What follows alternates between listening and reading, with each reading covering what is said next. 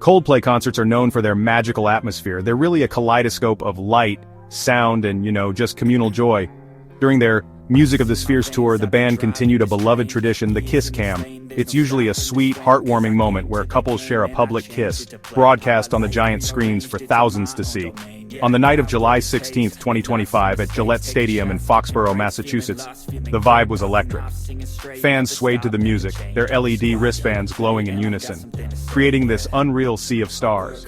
Nobody could have predicted that this simple, interactive segment would soon ignite a global firestorm of gossip, scandal, and some pretty serious real-world consequences for two people in the crowd.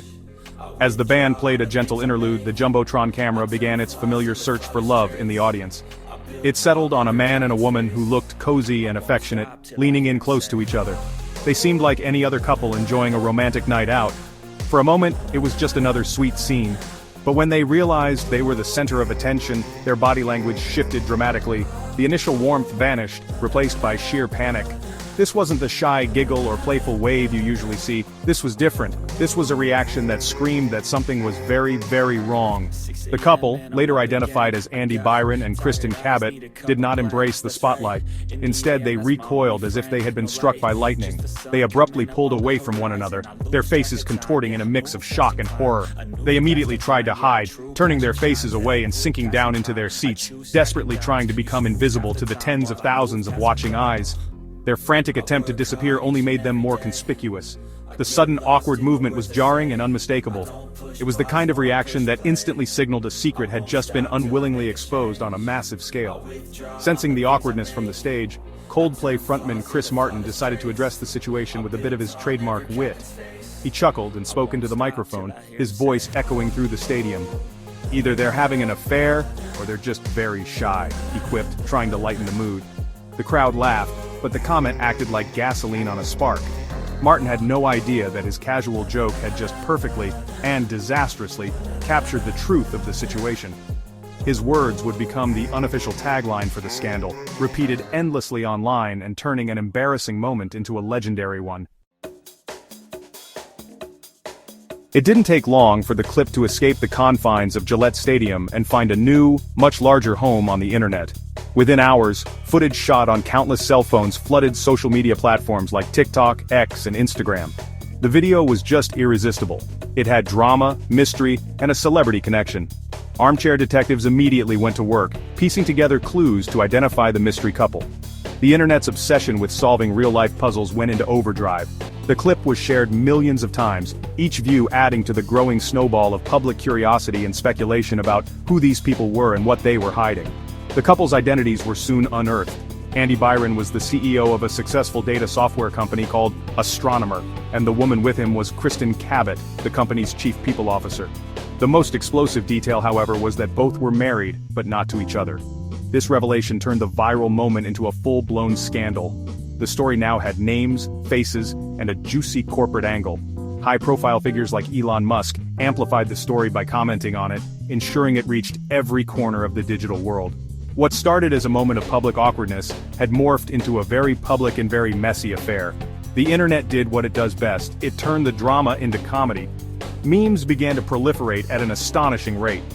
Users created endless variations, using the distracted boyfriend format or screen capping the couple's panicked faces with captions like, "When you told your wife you were working late."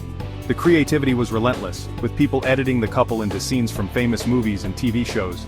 The scandal became a shared cultural joke, a source of endless entertainment for millions who felt completely removed from the real, human cost of the situation. Every new meme and funny post pushed the story further into the mainstream consciousness.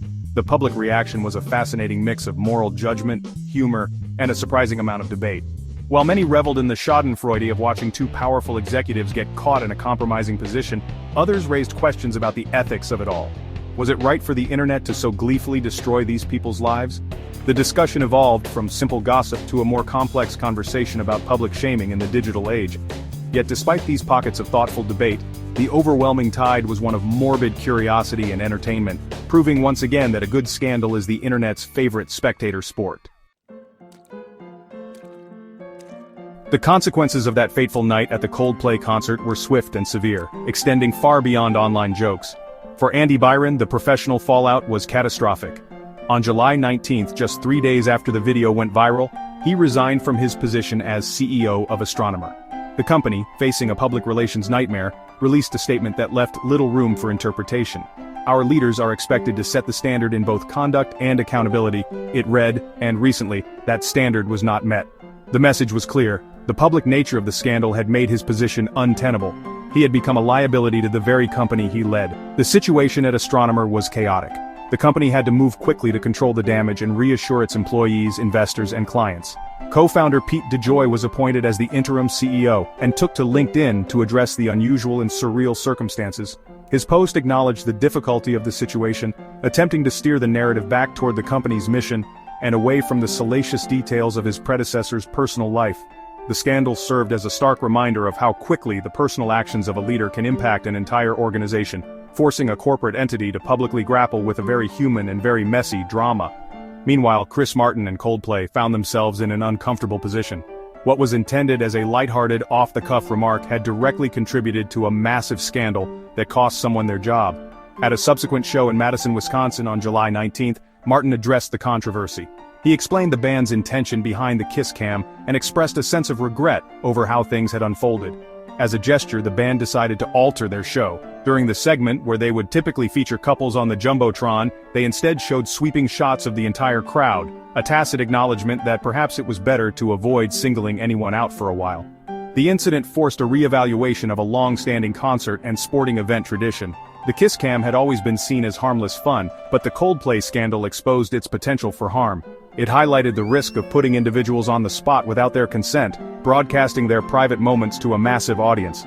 Event organizers everywhere were suddenly faced with a new reality.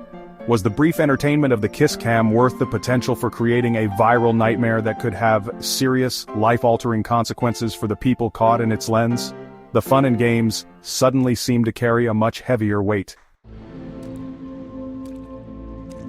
The Coldplay scandal didn't just stay in the news cycle, it embedded itself deeply into pop culture.